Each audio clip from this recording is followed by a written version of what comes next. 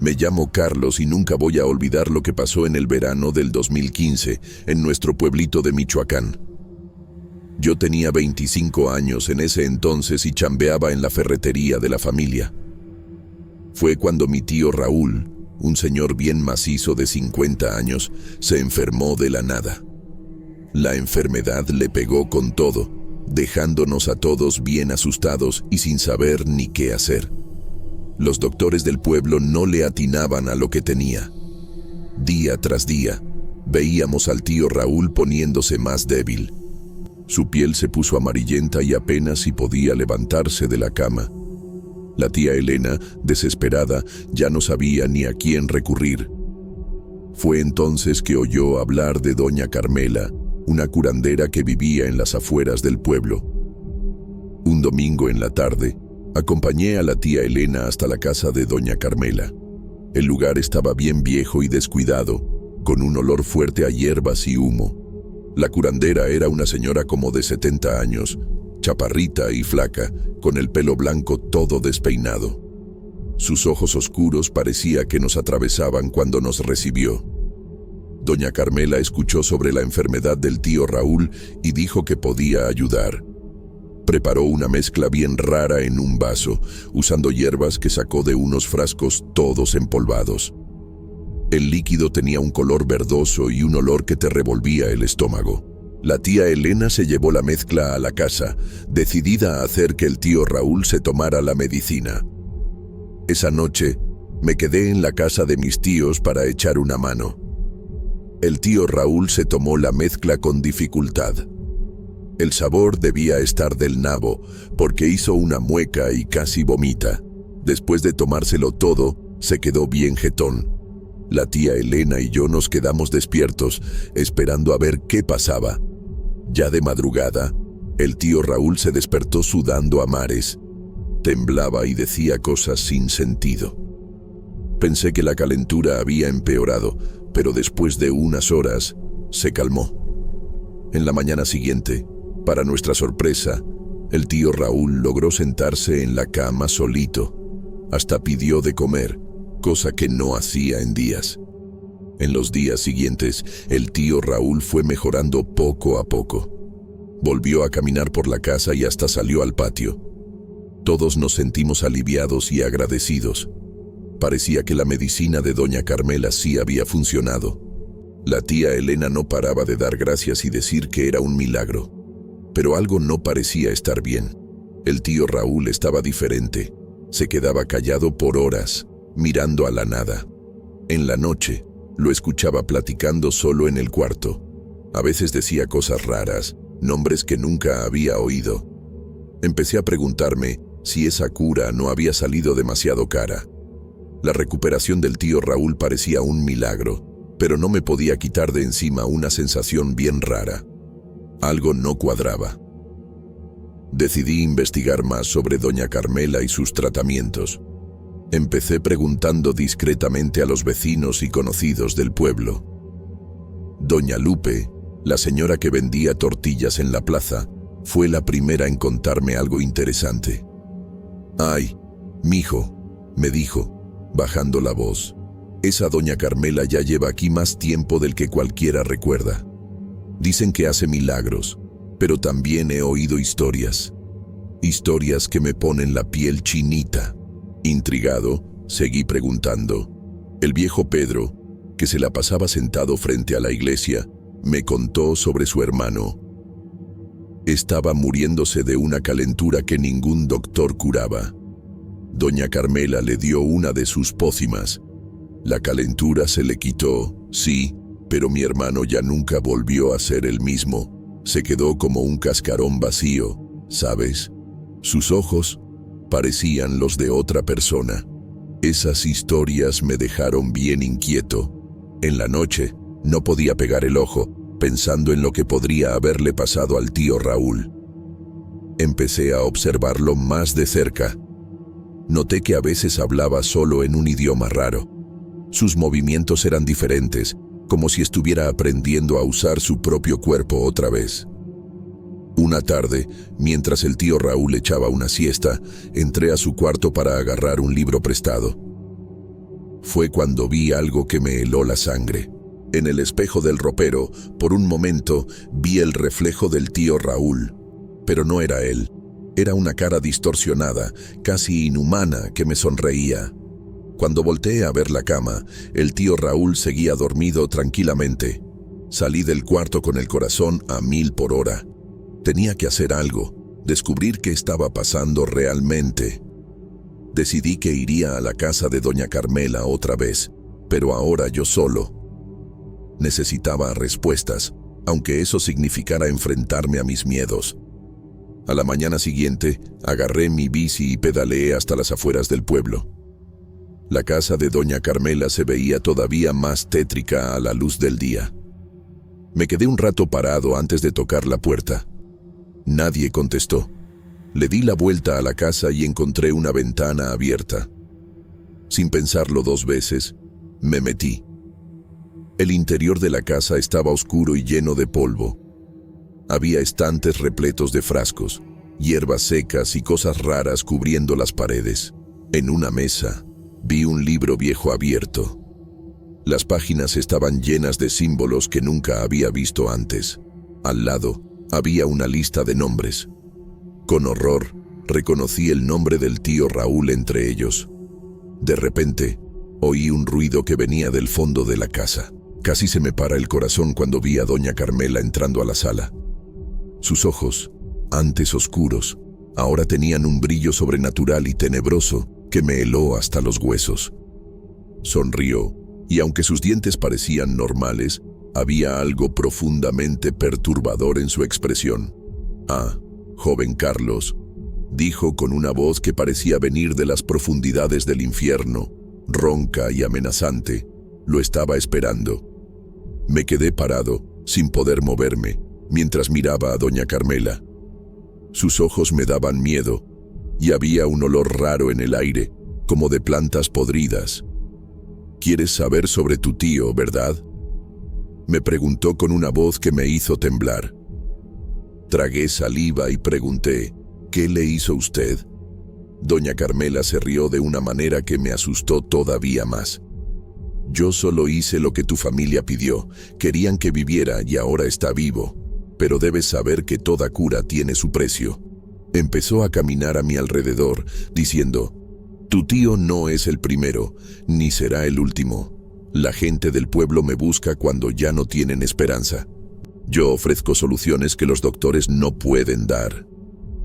Mientras hablaba, vi cosas moviéndose en las sombras de la casa. Oí ruidos raros, como si alguien estuviera quejándose bajito. Mi corazón latía tan fuerte que pensé que se me iba a salir del pecho. «Pero no viniste aquí solo por tu tío, ¿verdad?», siguió doña Carmela. «¿Quieres saber más sobre mí y sobre lo que hago?». Señaló los estantes llenos de frascos y cosas extrañas. De repente, doña Carmela se volteó y fue hasta un armario viejo en la esquina del cuarto. Abrió la puerta rechinante y sacó de ahí una cajita de madera oscura. «Ven acá, Carlos», dijo, su voz dándome escalofríos. «Quiero enseñarte algo». Con las piernas temblando, me acerqué. Doña Carmela abrió la caja despacito, mostrando lo que había adentro. Dentro había una miniatura de un puente antiguo, hecho de piedra oscura. Lo que me llamó la atención, sin embargo, fue el líquido rojo oscuro que corría por debajo del puente en un canalito chiquito. «Esto», dijo, «es lo que mantiene vivo mi poder». El líquido rojo oscuro fluía lentamente, brillando de forma antinatural en la luz débil del cuarto. Se me revolvió el estómago cuando me di cuenta de que eso parecía sangre. No solo parecía, estaba segurísimo de que era sangre. «Cada gota aquí», siguió doña Carmela, «representa una vida que yo ayudé». Pasó el dedo por la orilla del puente y el líquido pareció moverse hacia ella, como si estuviera vivo y consciente. Horrorizado, di un paso para atrás. Eso es sangre», logré balbucear. Doña Carmela sonrió, sus ojos brillando con una luz siniestra. «Sangre, vida, esencia, llámalo como quieras. Cada persona que viene conmigo deja un poco de sí aquí. Tu tío Raúl. Bueno, parte de él corre por este puente ahora. Señaló una parte específica del líquido que parecía palpitar de forma diferente. Sentí que mi corazón se aceleraba al pensar que eso podría ser parte de mi tío. ¿Qué hace usted con eso?, pregunté, con la voz apenas saliéndome. Doña Carmela se rió bajito, un sonido que me heló hasta los huesos. Esto, mi joven Carlos, es lo que me permite hacer lo imposible, curar lo incurable, y tal vez tú quieras contribuir a este puente también. En ese momento entendí el verdadero horror de lo que estaba pasando. Doña Carmela no solo curaba a la gente, les robaba parte de sus vidas. Y ahora me miraba como si yo fuera su próxima fuente de combustible. Ante esa visión terrible, sentí que todo mi cuerpo temblaba. El olor metálico de la sangre me invadió la nariz, y la realidad de lo que estaba pasando me pegó como un trancazo en el estómago. No podía quedarme ahí ni un segundo más. Yo me tengo que ir, tartamudeé, dando otro paso para atrás. Doña Carmela levantó una ceja, su sonrisa macabra todavía en los labios. ¿Estás seguro, Carlos? ¿No quieres quedarte y aprender más sobre el poder que puedo ofrecer? Moví la cabeza como loco. No, gracias. Yo no quiero ser parte de esto. Mi voz salió más firme de lo que esperaba, a pesar del miedo que me estaba comiendo vivo. Doña Carmela cerró la caja despacito, sus ojos sin dejar de mirarme. Bueno, tú decides, pero acuérdate, joven Carlos, cuando la oscuridad toque a tu puerta, ya sabrás dónde encontrarme. No esperé ni un segundo más.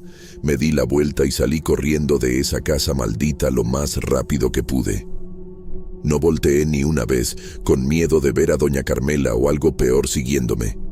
En los días que siguieron, no pude dormir bien. Las imágenes de ese puente miniatura y la sangre corriendo por él me atormentaban. No le conté a nadie lo que vi. ¿Quién me iba a creer? En cuanto al tío Raúl, siguió mejorando. Pero yo sabía la verdad. Cada vez que lo miraba, me imaginaba una parte de su vida corriendo por ese puente macabro en la casa de doña Carmela. Decidí alejarme de todo eso.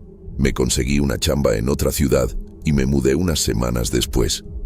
No podía seguir viviendo con el peso de ese secreto, viendo a mi tío todos los días y sabiendo el precio que había pagado por su cura. Si hay una lección que aprendí de todo esto, es que algunos milagros salen demasiado caros, y que a veces es mejor aceptar el curso natural de las cosas que buscar soluciones en lugares oscuros. Nunca más volví a ese pueblo, y espero nunca más toparme con doña Carmela. Pero una parte de mí sabe que, en algún lugar, ese puente sigue existiendo, cobrando su terrible cuota de almas desesperadas. Nunca pensé que mi vida pudiera dar un vuelco tan rápido. Era una tarde normal de otoño, con las hojas cayendo, cuando regresé del trabajo bien cansada. No tenía ni idea de lo que me esperaba en casa.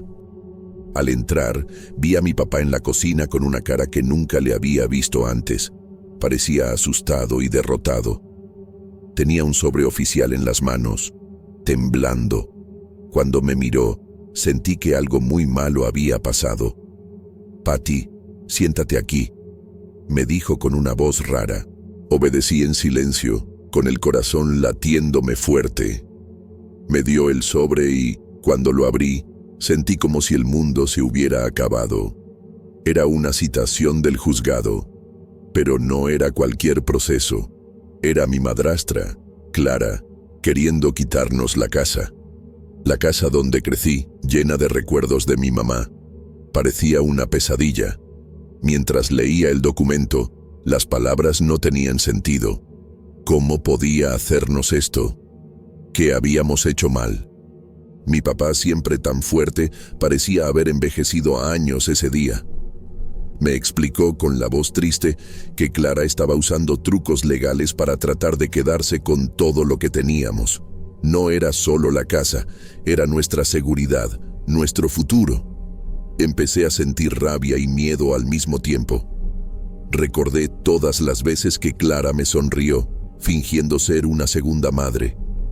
Cada gesto cariñoso, cada palabra dulce, todo era mentira para esconder lo que realmente quería. ¿Cómo no me di cuenta antes? ¿Cómo fui tan tonta?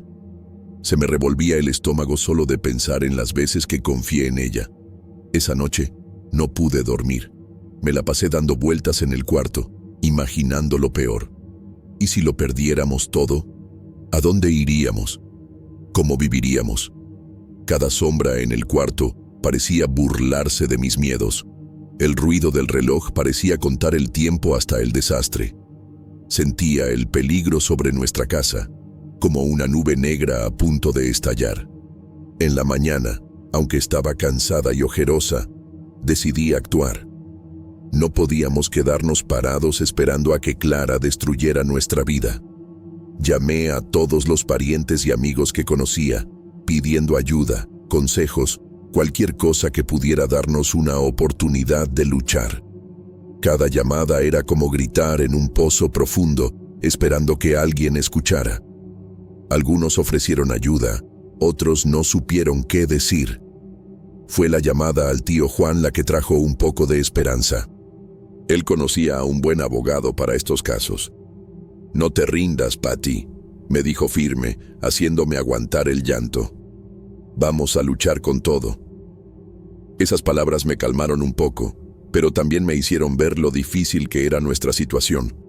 Íbamos a entrar en una pelea contra alguien que conocía todos nuestros puntos débiles. Mientras agendaba la cita con el abogado, me quedé pensando en cómo llegamos a este punto. ¿Qué secretos escondía Clara?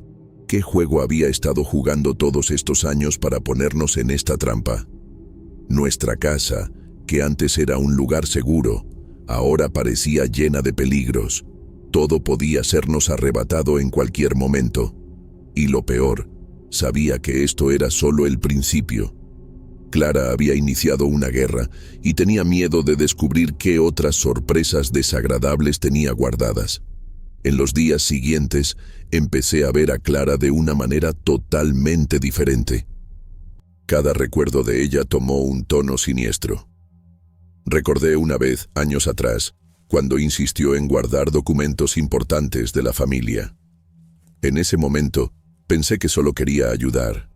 Ahora, me di cuenta de que había estado plantando las semillas de esta pesadilla desde hace mucho tiempo. Una tarde, mientras rebuscaba en el ático papeles que pudieran ayudarnos, encontré un álbum de fotos viejo. En él, vi fotos de mi mamá con mi papá, tan felices. Y ahí estaba Clara, siempre en las esquinas de las fotos, con una mirada que ahora me daba escalofríos. Era como si hubiera estado esperando el momento adecuado para atacar, como una araña paciente tejiendo su telaraña. Lo peor era la forma en que manipulaba a la gente. Descubrí que desde hace años había estado contando mentiras sobre nuestra familia a los vecinos y conocidos. Decía que mi papá la maltrataba, que yo era una hijastra malagradecida. Todo mentira, pero algunas personas le creyeron. Era como si hubiera envenenado a todos a nuestro alrededor, dejándonos cada vez más solos y vulnerables. Una noche, recibí una llamada anónima. La voz del otro lado, temblando de miedo, me contó que Clara tenía un historial de hacer esto. Ya había intentado quitarle la casa a un exmarido años atrás. La persona colgó rápido, con miedo de ser descubierta. Me quedé helada. Clara no solo era codiciosa, era peligrosa. Empecé a tener pesadillas todas las noches, soñando que ella invadía nuestra casa, echándonos a la calle. Mi papá estaba cada día más abatido. Se culpaba por haber traído a Clara a nuestras vidas. Debí haberme dado cuenta, decía, con los ojos llenos de lágrimas. Ver a mi papá, siempre tan fuerte en ese estado, me partía el corazón. pero también me daba más fuerza para luchar. No iba a dejar que Clara destruyera a mi familia, aunque fuera lo último que hiciera. Empecé a investigar el pasado de Clara por mi cuenta. Descubrí que había cambiado de nombre varias veces. En cada ciudad, dejaba un rastro de personas engañadas y vidas destruidas. Era como si estuviéramos lidiando con un fantasma, alguien sin pasado, sin remordimientos. Cada descubrimiento me asustaba más, pero también me hacía estar más decidida a exponer la verdad. El abogado que el tío Juan nos recomendó era bueno, pero hasta él se sorprendió con lo complicado del caso. Ella planeó esto por años, dijo, mirando los documentos. Va a ser una batalla tremenda. Sus palabras me dieron un vuelco en el estómago. No solo estaba en juego nuestra casa, era toda nuestra vida. Si perdíamos, no tendríamos a dónde ir. La idea de quedarnos en la calle, de ver a mi papá sin tener dónde vivir, me daba pesadillas. Mientras nos preparábamos para el juicio, Clara seguía con su campaña de terror. Recibí cartas amenazantes, llamadas a medianoche. A veces, juraba que veía un coche estacionado frente a la casa, observándome. Me estaba volviendo paranoica, con miedo hasta de mi propia sombra. Pero no podía rendirme. Sabía que era exactamente lo que ella quería. Clara había declarado la guerra, y yo estaba decidida a luchar hasta el final, aunque me costara todo. Con el juicio acercándose, sentí que necesitaba hacer algo más. No podía quedarme quieta esperando a que Clara ganara. Una noche, después de pensarlo mucho, decidí reunir a toda la familia y amigos cercanos. Mandé mensajes, hice llamadas, rogando que vinieran a ayudarnos. Era hora de mostrarle a Clara que no estábamos solos en esta lucha. El sábado siguiente, nuestra sala estaba llena. Tíos, primos, hasta vecinos antiguos aparecieron. Ver a todas esas personas ahí dispuestas a apoyarnos me hizo un nudo en la garganta. Les conté todo, sin ocultar nada. Hablé de las amenazas, de las mentiras de Clara, del miedo que sentíamos. Algunos se quedaron en shock, otros furiosos, pero todos prometieron ayudar como pudieran. Mi prima Lucy, que trabajaba en un despacho de abogados, trajo unos libros de leyes enormes. «Vamos a encontrar una forma de ganar esto», dijo, decidida. El tío Pedro, que conocía a mucha gente en la ciudad, se ofreció a hablar con personas influyentes, contar nuestra historia. Hasta doña Zulmira, nuestra vecina viejita, dijo que testificaría a nuestro favor si hacía falta. Mientras todos discutían ideas, sentí algo que no sentía desde hacía semanas. Esperanza. Miré a mi papá, que sonreía tímidamente en la esquina de la sala. Sus ojos brillaban de una manera diferente. Me di cuenta de que no era solo yo la que estaba ganando fuerza con todo esto. Toda la familia se estaba uniendo de una forma que no pasaba desde hacía años. En los días siguientes, nuestra casa se volvió un cuartel general. La gente iba y venía todo el tiempo, trayendo información, documentos, cualquier cosa que pudiera ayudarnos. Armamos un mural enorme en la pared, conectando todas las pistas que teníamos sobre el pasado de Clara. Era como estar en una película de detectives, solo que el peligro era bien real. Una tarde, mientras organizaba unos papeles, oí a mi papá hablando bajito por teléfono. Parecía nervioso. Hablaba sobre unos documentos viejos guardados en el banco. Cuando colgó, me miró con una mezcla de miedo y determinación. «Patty, necesito contarte algo», me dijo.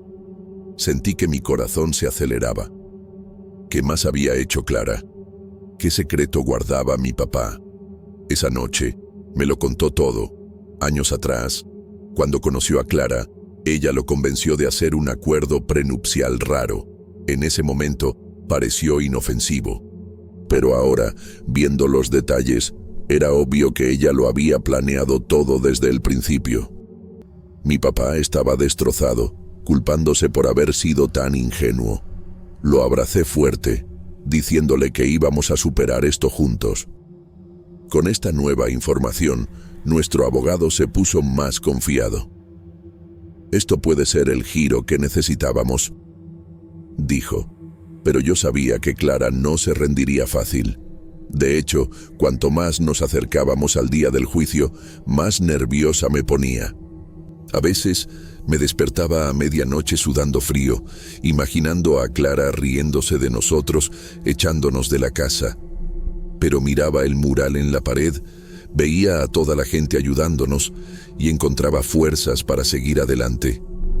Mientras nos preparábamos para el gran día en el juzgado, pasó algo inesperado.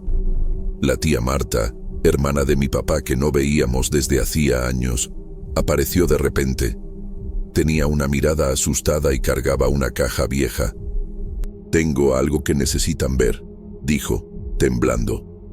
Abrió la caja y sacó un montón de cartas amarillentas. Pasamos toda la noche leyendo esas cartas. Eran de Clara, escritas hace mucho tiempo, incluso antes de conocer a mi papá. Cada palabra era como una puñalada. Clara hablaba de sus planes, de cómo se acercaría a familias ricas y las destruiría desde adentro. Se me revolvía el estómago mientras leía. ¿Cómo podía alguien ser tan frío, tan calculador? Las cartas revelaban un patrón espantoso. Clara ya había hecho esto antes, varias veces. Usaba nombres diferentes, inventaba historias tristes, se hacía la víctima, y luego, cuando se ganaba la confianza de la gente, atacaba. Era como leer el plan de un monstruo. La tía Marta lloraba mientras explicaba que guardó las cartas por miedo. Clara la había amenazado hacía años. Con estas pruebas, nuestro abogado se puso súper emocionado. Pero yo solo podía pensar en cuánto tiempo Clara había pasado planeando nuestra ruina. Cada cena familiar, cada día festivo, cada momento que pensé que ella era parte de nuestra vida, todo era mentira. Era como si el piso desapareciera bajo mis pies otra vez. Esa noche no pude dormir. Me quedé repasando cada recuerdo, cada momento con Clara, tratando de ver las señales que no vi. ¿Cómo fui tan ciega? ¿Cómo no me di cuenta del peligro que estaba justo bajo nuestro techo? Me sentía culpable, enojada, asustada. Era una mezcla de emociones que me mareaba. Al día siguiente, cuando le contamos al resto de la familia sobre las cartas, fue un shock. Algunos lloraron, otros se pusieron furiosos. El tío Juan, siempre tranquilo, perdió la cabeza. «¿Cómo pudo hacernos esto?», gritaba. Ver a todos tan afectados me hizo darme cuenta de cuánto Clara había lastimado, no solo a mí y a mi papá, sino a toda la familia. Decidimos usar las cartas en el juicio, pero sabíamos que podía ser peligroso. Si Clara descubría que teníamos estas pruebas, ¿quién sabe de qué sería capaz? Empezamos a tomar precauciones extra, cambiamos las cerraduras, instalamos cámaras. Yo apenas podía salir de casa sin mirar por encima del hombro todo el tiempo. Lo peor era el silencio de Clara. Desde que aparecieron las cartas, se esfumó. Ni un contacto, ni una amenaza. Era como si se hubiera vuelto humo. Eso me asustaba todavía más. ¿Qué estaría planeando? ¿Qué otro secreto horrible escondería? Cada día que pasaba era una tortura de espera y miedo. El juicio se acercaba y yo sabía que, fuera cual fuera el resultado, nada sería como antes. Finalmente, llegó el día del juicio. Me desperté con el estómago revuelto, como si me hubiera tragado un montón de piedras. Miré por la ventana y vi un día gris. Parecía que hasta el cielo sabía lo que estaba por venir. Me puse mi mejor ropa, tratando de parecer fuerte, pero por dentro estaba temblando. Llegamos temprano al juzgado. El lugar era intimidante, con sus paredes altas y pasillos que hacían eco con cada paso. Nuestro abogado nos encontró en la entrada, cargando un folder lleno de documentos. Se veía confiado, pero yo podía ver la preocupación en sus ojos. «Recuerden», dijo, No importa lo que pase allá adentro, mantengan la calma. Cuando entramos a la sala de audiencias, casi se me para el corazón. Ahí estaba Clara, sentada del otro lado, viéndose tan tranquila e inocente. Me sonrió, una sonrisa fría que me dio escalofríos. ¿Cómo podía verse tan normal después de todo lo que hizo? Tuve que agarrarle la mano a mi papá para no temblar. El juez entró y todos nos pusimos de pie. Empezó entonces una batalla de palabras que parecía no tener fin. El abogado de Clara hablaba de ella como si fuera una santa, víctima de una familia malagradecida. Tuve que morderme la lengua para no gritar de coraje. Cuando fue nuestro turno, nuestro abogado presentó las pruebas, incluyendo las cartas. Vi a Clara ponerse pálida por primera vez. Las horas pasaban y me sentía cada vez más agotada. Cada testigo, cada documento presentado, era como revivir toda la pesadilla otra vez. Vi a mi papá envejecer años en esa sala. Cuando llamaron a Clara a declarar, sentí que se me helaba la sangre. Mintió con tanta naturalidad que por un momento hasta yo dudé de la verdad. El momento más difícil fue cuando tuve que testificar. Subir a ese estrado, con todos mirándome, fue aterrador. El abogado de Clara trató de confundirme, de hacerme parecer mentirosa. Sus preguntas eran como puñaladas. Hubo un momento en que pensé que me iba a desmayar, pero entonces miré a mi papá. Sus ojos me dieron fuerza para continuar. Cuando empezaron los alegatos finales, apenas podía respirar. Nuestro abogado habló con pasión sobre la familia, la confianza y cómo Clara había destruido todo eso. El abogado de ella respondió, pintándola como víctima de un complot familiar. El juez escuchó todo con una cara seria que no revelaba nada. Finalmente, después de lo que pareció una eternidad, el juez anunció que daría el veredicto en unos días. Salimos del juzgado agotados, sin saber si habíamos ganado o perdido. Clara pasó junto a nosotros a la salida, susurrando algo que no entendí, pero que me dejó helada. Esa noche fue la más larga de mi vida. Acostada en la cama, revivía cada momento del juicio, preguntándome si habíamos hecho lo suficiente. El futuro estaba en manos del juez, y todo lo que podíamos hacer era esperar y rezar. Los días que siguieron al juicio fueron un verdadero infierno. Cada minuto parecía durar una hora. ¿Y dormir? Ni pensarlo. Cada vez que cerraba los ojos, veía la cara fría de Clara, su sonrisa falsa en el juzgado. Empecé a tener pesadillas horribles, donde ella invadía nuestra casa a medianoche, riéndose mientras nos echaba. Mi papá no estaba mucho mejor. Se la pasaba horas sentado en el porche, mirando a la nada. A veces lo cachaba llorando bajito cuando creía que nadie lo veía. Verlo así, tan quebrado, me partía el corazón. Traté de ser fuerte, pero por dentro yo también me estaba desmoronando. La espera del veredicto nos estaba destruyendo poco a poco. Cada ruido de teléfono me hacía brincar. ¿Sería el abogado con noticias? O peor, ¿sería Clara con otra amenaza? Empecé a ponerme paranoica, creyendo que la veía en todos lados. Una vez, casi grito en el súper porque creí verla al final del pasillo. Nuestra familia y amigos trataban de animarnos, pero se notaba que ellos también estaban preocupados. La tía Marta aparecía todos los días con comida, como si pudiera resolver todo con una lasaña. El tío Juan llamaba constantemente, siempre con una palabra de apoyo, pero nada de eso aliviaba el peso que sentía en el pecho. Lo peor era la sensación de impotencia. Ya no había nada más que pudiéramos hacer. Nuestro futuro, nuestra casa, todo estaba en manos de un juez que apenas conocíamos. ¿Y si le creía a las mentiras de Clara? ¿Y si todo nuestro esfuerzo había sido en vano? Estos pensamientos me perseguían día y noche. Una semana después del juicio, recibí un mensaje anónimo en el celular. «Espero que estés lista para vivir en la calle», decía. Me quedé helada. Solo podía ser Clara. Se lo mostré a mi papá y al abogado, pero no había mucho que pudiéramos hacer. Era solo otro juego psicológico de ella, otra forma de torturarnos mientras esperábamos. Empecé a tener ataques de pánico. De la nada, mi corazón se aceleraba.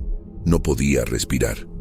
Una vez fue tan fuerte que pensé que me estaba dando un ataque al corazón. Mi papá me llevó corriendo al hospital. El doctor dijo que era ansiedad. Pero, ¿cómo no estar ansiosa en una situación así? Había mucha tensión en la casa. Mi papá y yo apenas hablábamos, cada uno atrapado en su propio mundo de preocupaciones. A veces, lo cachaba mirando fotos viejas, de cuando éramos una familia feliz, antes de que Clara apareciera. En esos momentos, sentía un coraje tan grande que hasta dolía. ¿Cómo podía alguien ser tan cruel como para destruir así a una familia? Finalmente, después de lo que pareció una eternidad, recibimos la llamada que tanto esperábamos. Era nuestro abogado, su voz temblando de emoción. «Ganamos», dijo simplemente. Por un momento, me quedé paralizada, sin creer lo que había oído. ¿Ganamos? ¿Era neta? Mi papá, que estaba a mi lado, agarró el teléfono con las manos temblando. Mientras escuchaba los detalles, vi lágrimas corriendo por su cara. No eran lágrimas de tristeza, sino de puro alivio. Cuando colgó, nos abrazamos fuerte, llorando y riéndonos al mismo tiempo. Era como si nos hubieran quitado un peso enorme de encima. El juez había visto a través de las mentiras de Clara. Las cartas, los testimonios, todo había ayudado a exponer quién era ella realmente. No solo conservamos nuestra casa, sino que Clara fue obligada a pagar una indemnización por daños morales. Era más de lo que habíamos soñado. Por primera vez en meses, sentí que podía respirar de verdad. La noticia se corrió rápido. Nuestra casa pronto se llenó de familia y amigos, todos queriendo festejar con nosotros. El tío Juan trajo champán, la tía Marta hizo un pastel enorme. Era una fiesta improvisada, llena de alegría y alivio.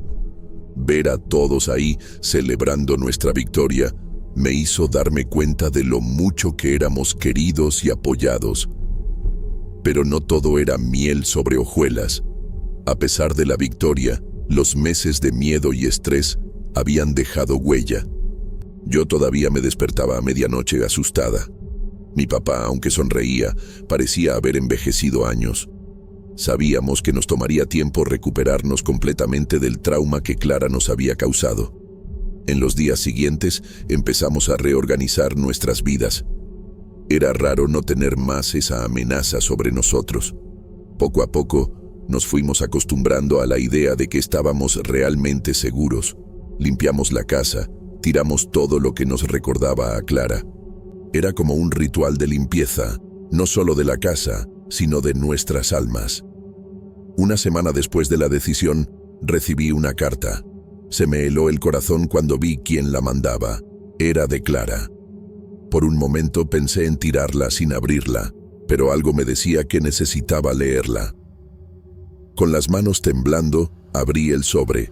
Dentro había solo unas cuantas líneas. Clara pedía perdón, decía que estaba arrepentida. Me quedé viendo esas palabras, sin saber qué sentir. ¿Sería otra de sus manipulaciones o estaba siendo sincera? Le enseñé la carta a mi papá. La leyó en silencio y luego me abrazó fuerte. «Se acabó, Patty», me dijo suavemente. «No importa lo que diga ahora, se acabó». En ese momento, entendí que tenía razón. Clara ya no tenía poder sobre nosotros. Por fin podíamos seguir adelante, reconstruir nuestra vida y nuestra familia.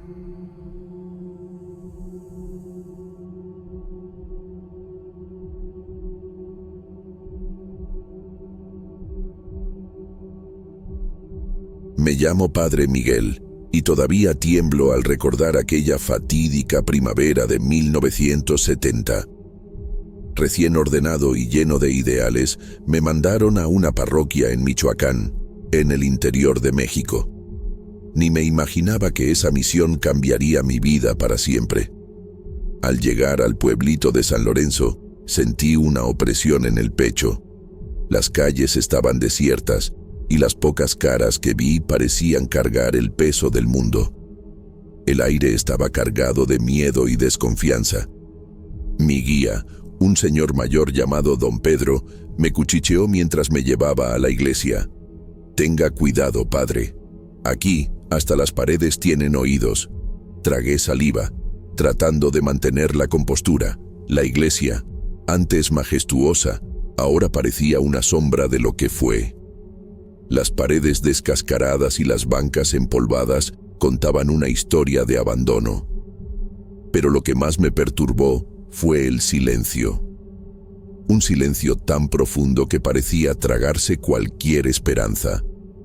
Esa primera noche, acostado en la cama chirriante de la casa parroquial, oí murmullos que venían de la calle. Me acerqué con cuidado a la ventana y vi sombras moviéndose en la oscuridad. Hombres con tatuajes siniestros y miradas frías. «La pandilla», pensé, sintiendo un escalofrío recorrerme la espalda. Cerré la cortina rápido, pero el miedo ya se había instalado en mi corazón. A la mañana siguiente, traté de platicar con los vecinos. Sus respuestas eran evasivas, sus ojos constantemente vigilando las esquinas. Una señora viejita por fin me susurró: «Ellos controlan todo, padre. Y no son solo hombres, hay algo más, algo maligno». Sus palabras me helaron hasta los huesos. ¿Qué tipo de fuerza podría aterrorizar a toda una comunidad de esa manera? Decidido a entender mejor, visité el mercado local. El olor a especias y frutas frescas contrastaba con el ambiente sombrío. Fue ahí donde vi por primera vez los símbolos.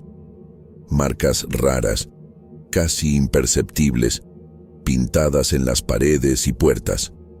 Símbolos que no pertenecían a ninguna religión que yo conociera. Un comerciante notó mi mirada y rápidamente tapó uno de esos símbolos con un cartel. En la noche, solo en la iglesia, sentí una presencia. No era algo que pudiera ver o tocar, pero estaba ahí, pesada y opresiva.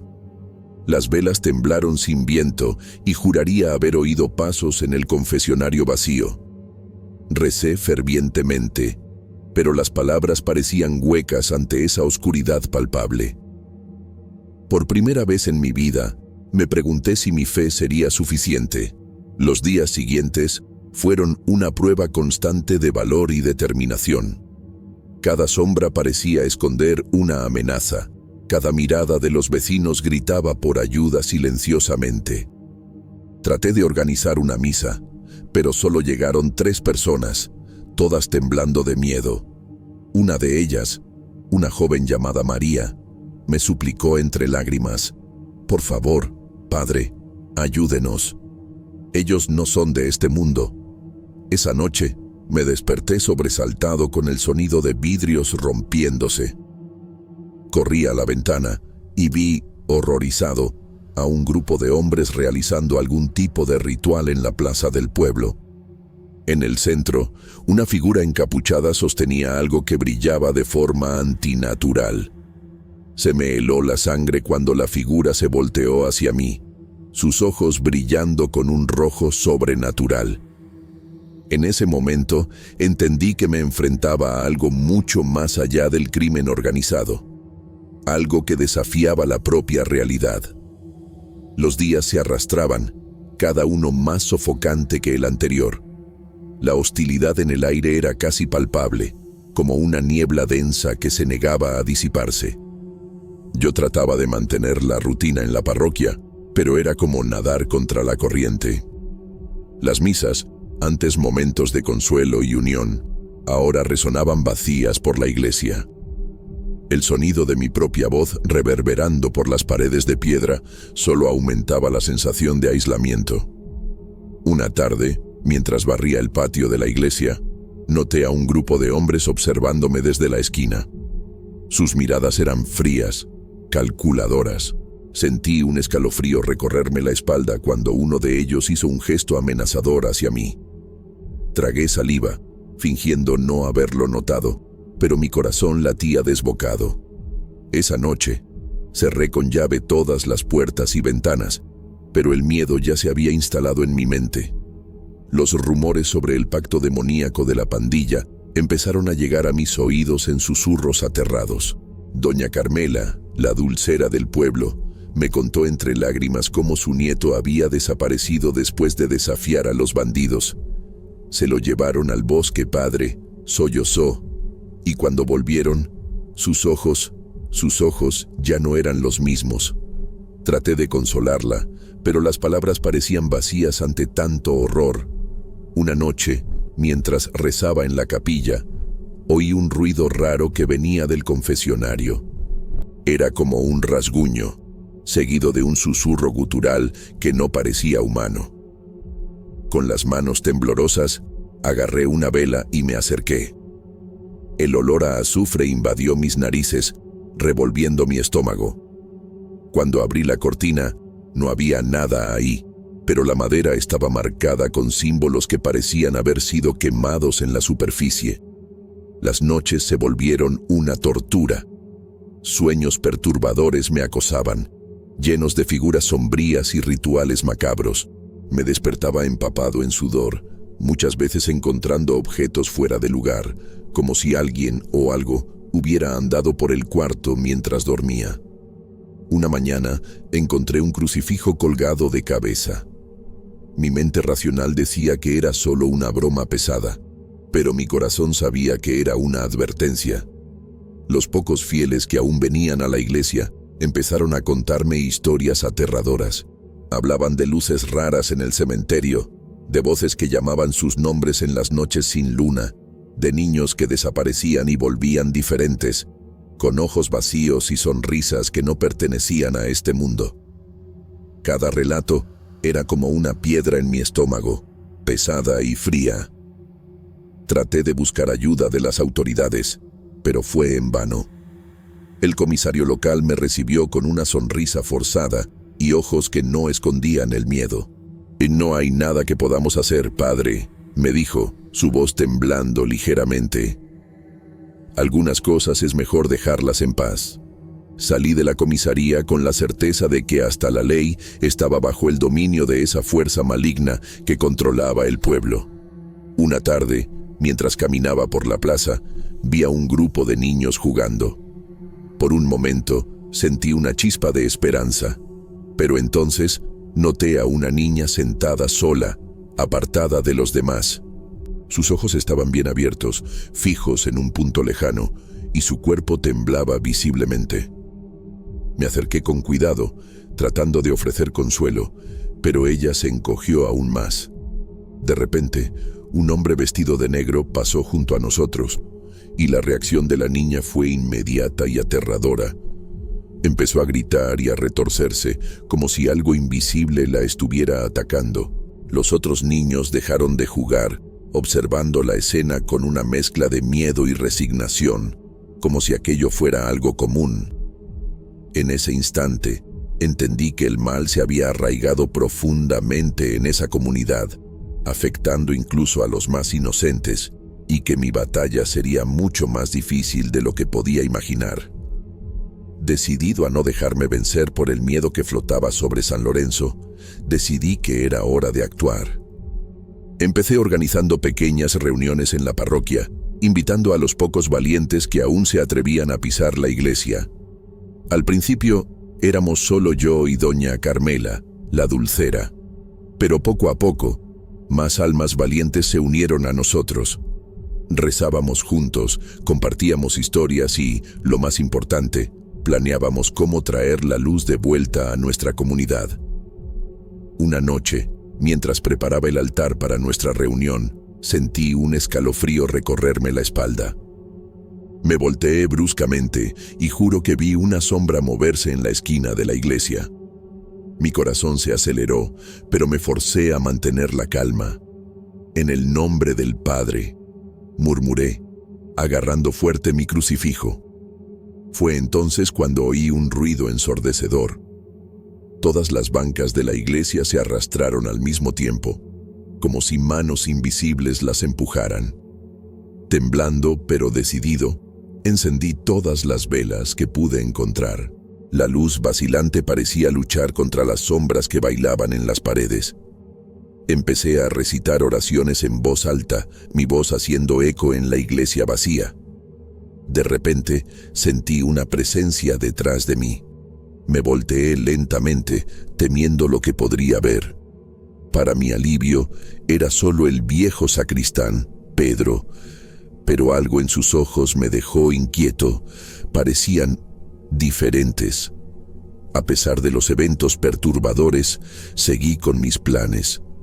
Organicé una pequeña fiesta en el atrio de la iglesia, esperando atraer a más vecinos. El día del evento, me sorprendí al ver a un puñado de personas acercándose tímidamente. Sus caras mostraban una mezcla de miedo y esperanza. Mientras repartía pan y jugo, noté símbolos raros apareciendo misteriosamente en las paredes de la iglesia. Traté de ignorarlos, concentrándome en la gente frente a mí.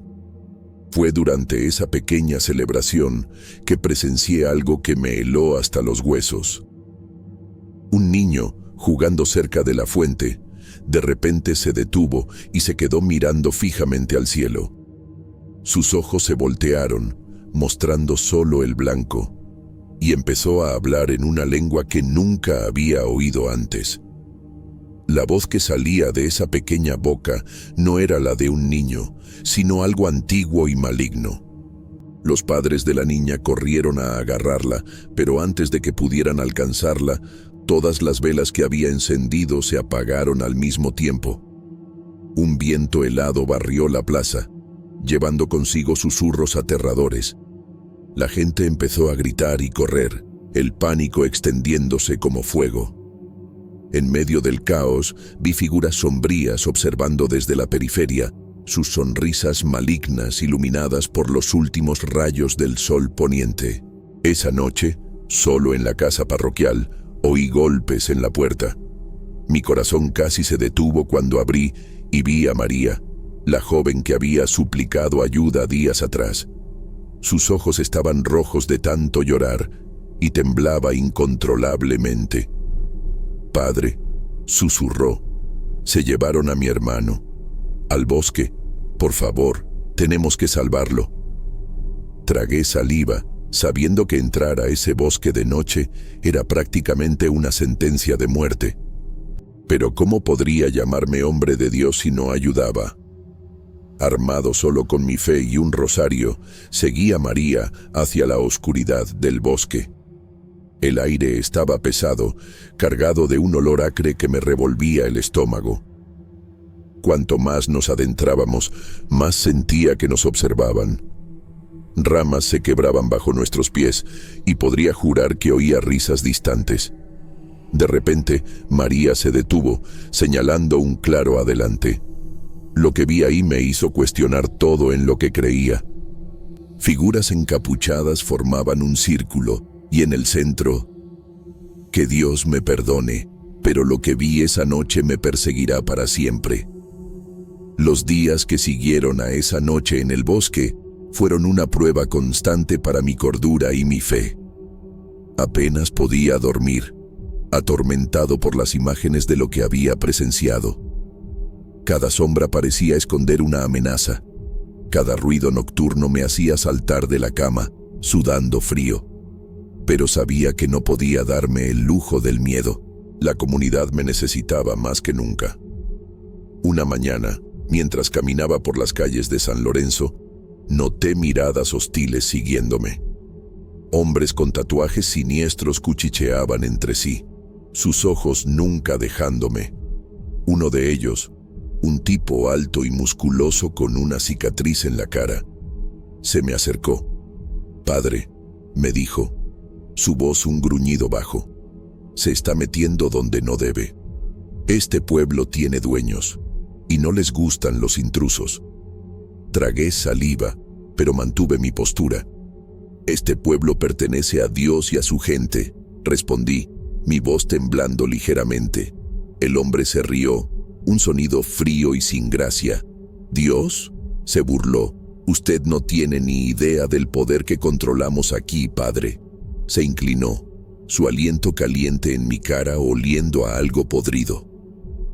Tenemos aliados que sus libros sagrados apenas pueden comprender. Con una última mirada amenazante, se alejó, dejándome temblando y con un nudo en el estómago. Esa tarde, mientras organizaba unos documentos en la sacristía, oí un ruido que venía de la iglesia. Al entrar al santuario, me horroricé con lo que vi.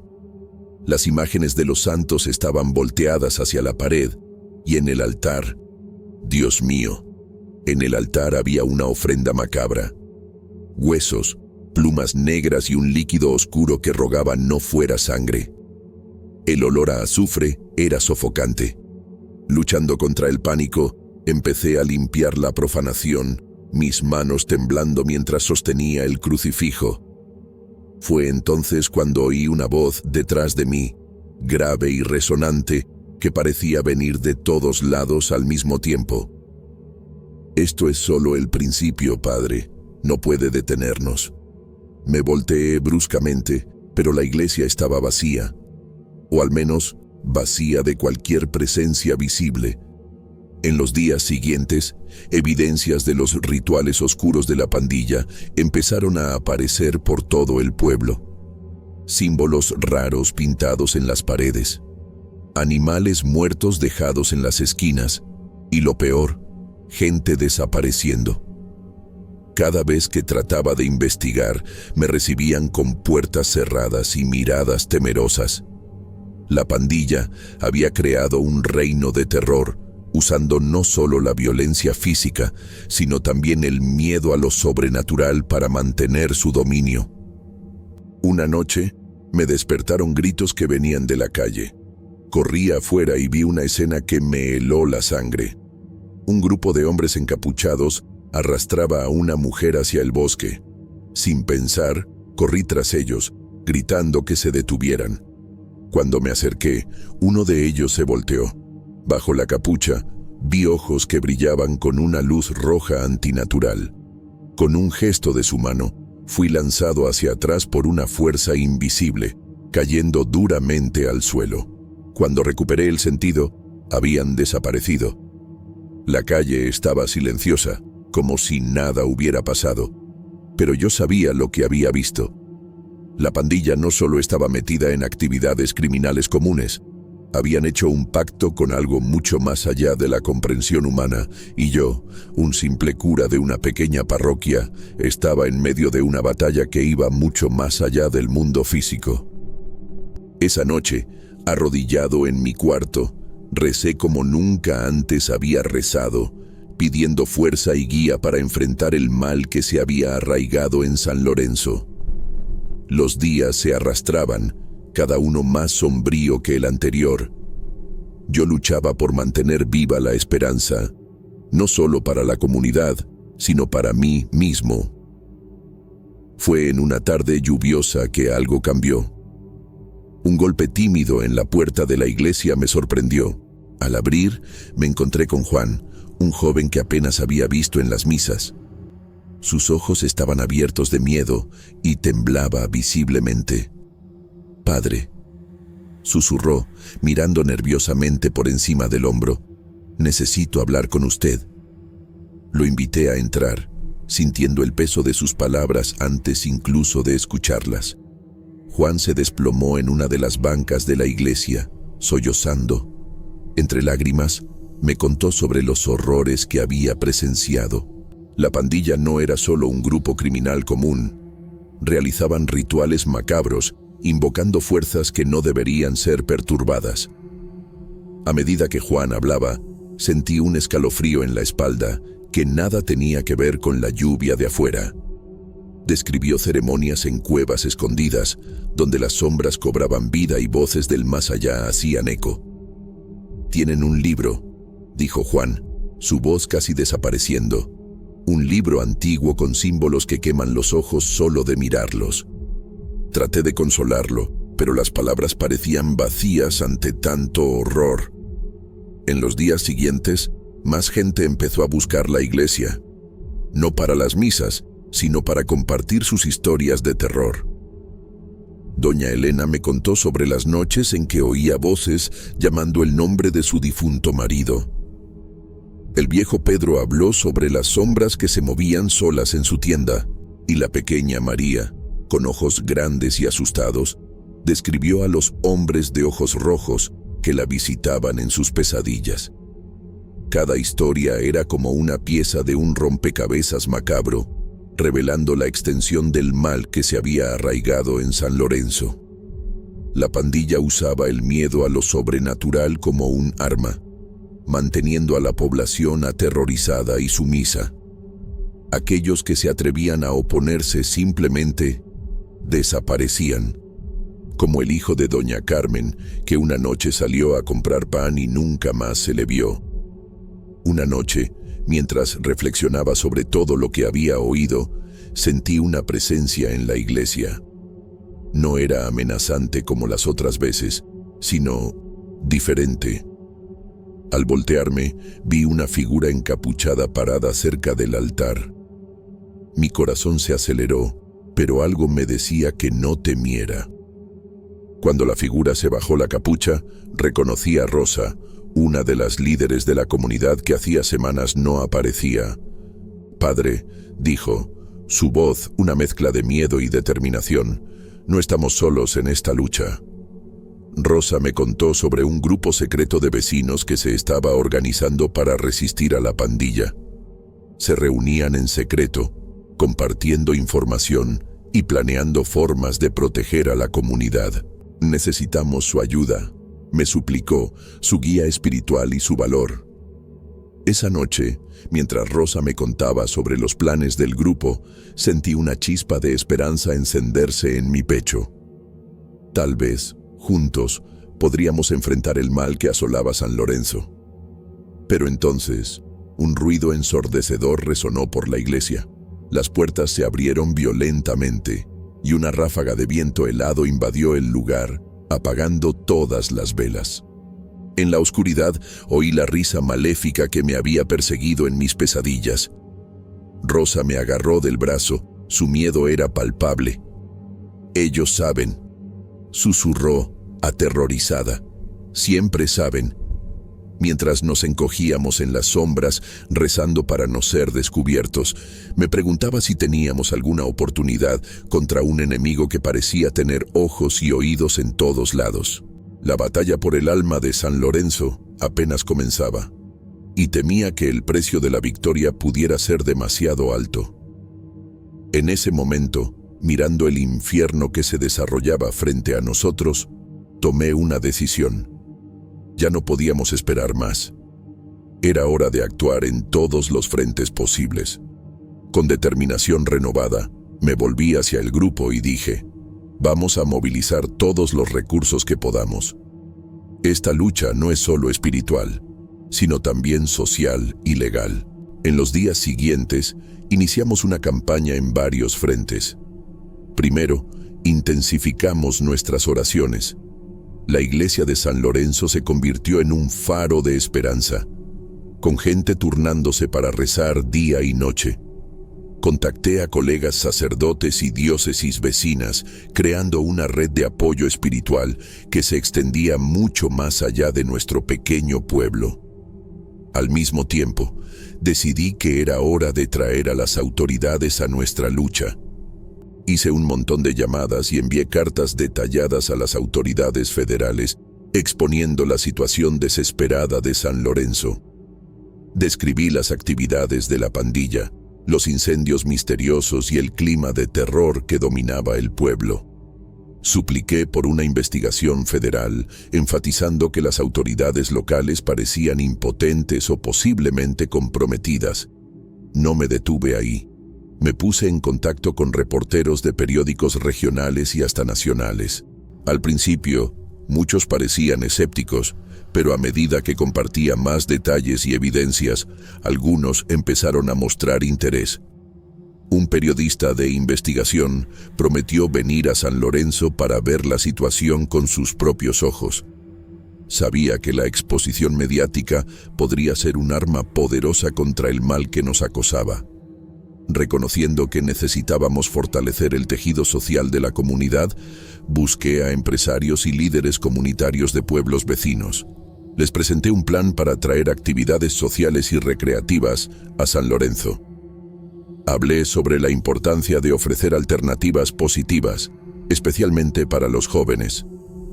Un empresario se comprometió a financiar la construcción de un centro deportivo, mientras otro prometió organizar talleres de arte y música. Una noche, después de un largo día de llamadas y reuniones, me junté con Rosa y los otros miembros de la Resistencia. Compartí con ellos todo lo que se había hecho y las respuestas que estábamos recibiendo. Vi un brillo de esperanza en sus ojos, algo que no veía desde hacía semanas. No estamos solos en esta lucha, les dije. Tenemos las oraciones de miles, la atención de las autoridades, el interés de los medios y el apoyo de gente dispuesta a invertir en nuestra comunidad. Esta es una batalla en muchos frentes, y en cada uno de ellos estamos ganando aliados. Mientras discutíamos los siguientes pasos, sentí un cambio en el aire. Era como si una brisa fresca hubiera barrido la opresión que flotaba sobre San Lorenzo. Todavía enfrentábamos a un enemigo poderoso y misterioso, pero ahora teníamos esperanza. Y con esa esperanza, estábamos listos para enfrentar lo que fuera que viniera después, sabiendo que ya no luchábamos solos. Fue en este clima de esperanza mezclada con tensión que el inevitable enfrentamiento finalmente ocurrió. En la madrugada de un viernes, me despertó el sonido ensordecedor de balazos haciendo eco por el pueblo. Corrí a la ventana y vi luces de sirenas iluminando las calles oscuras de San Lorenzo. El caos se instaló rápidamente. La operación policial, liderada por el agente Oliveira y reforzada por unidades tácticas federales, se había desatado después del descubrimiento del almacén. Los agentes tenían órdenes de arrestar a los líderes de la pandilla y desmantelar su operación. Sin embargo, no esperaban la feroz resistencia que encontraron. El intercambio de disparos duró horas. El sonido de ráfagas de metralletas se mezclaba con los gritos y explosiones de granadas. Vecinos aterrorizados se escondían en sus casas, mientras yo y otros miembros de la comunidad nos reunimos en la iglesia, rezando fervientemente por el fin de la violencia. Cuando el sol finalmente salió, reveló una escena de devastación. Coches destruidos, fachadas de edificios acribilladas y manchas de sangre en las banquetas contaban la historia de la batalla nocturna. El agente Oliveira, con ojeras profundas y uniforme manchado de hollín, vino a darme las noticias. «Padre», dijo, su voz ronca de agotamiento, «fue una noche infernal.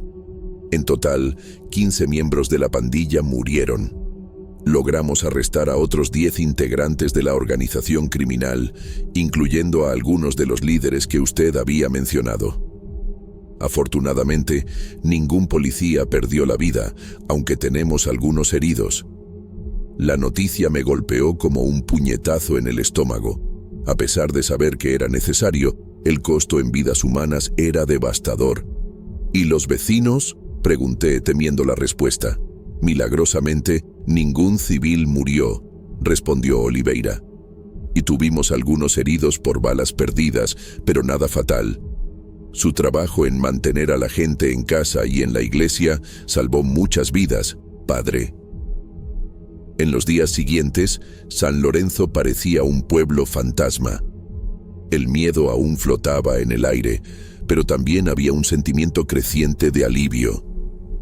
La presencia opresiva de la pandilla se había debilitado significativamente. Las calles, antes dominadas por criminales, ahora estaban patrulladas por policías y agentes federales. El periodista Miguel Santos trabajó incansablemente, documentando todo. Su reportaje, publicado una semana después del enfrentamiento, expuso no solo la operación policial, sino también las conexiones de la pandilla con figuras poderosas y los rituales misteriosos que habían aterrorizado al pueblo. En la víspera de Navidad de 1970, San Lorenzo estaba diferente. Las calles, antes silenciosas, Ahora se llenaban de voces vacilantes y decoraciones tímidas. La iglesia estaba llena para la misa de medianoche, pero las miradas aún cargaban el peso de los meses pasados. Mientras caminaba hacia la iglesia, noté miradas furtivas y susurros. Un hombre pasó junto a mí murmurando: «Esto no ha terminado, padre. Volverán por usted». Más adelante, una mujer dejó caer una nota a mis pies: «Cuidado, ellos no olvidan». Las amenazas no eran novedad. Desde el enfrentamiento venían de todas direcciones: notas anónimas, llamadas a medianoche, pintas amenazantes en las paredes de la iglesia. Pero yo seguía adelante, inquebrantable. En la misa, miré a mi congregación y vi el miedo mezclado con esperanza en sus ojos. Mi sermón fue breve, pero firme. Este año enfrentamos al mal y sobrevivimos. Algunos dicen que el peligro aún nos acecha, que debemos temer. A esos les digo: Dios es más grande, nuestra fe es nuestra fuerza. Un murmullo recorrió la iglesia. Vi a algunos asintiendo, otros aún vacilantes. Las amenazas pueden continuar. Proseguí, pero no nos doblegaremos ante el miedo, pues donde hay oscuridad, seremos luz. Donde hay odio, sembraremos amor. Al final de la misa, mientras la gente salía, un joven se acercó, con los ojos abiertos de miedo. «Padre, juraron venganza. ¿Cómo puede estar tan tranquilo?». Puse mi mano en su hombro y sonreí. «Hijo mío, solo temo a Dios, y si Dios está con nosotros, ¿quién podrá estar contra nosotros?».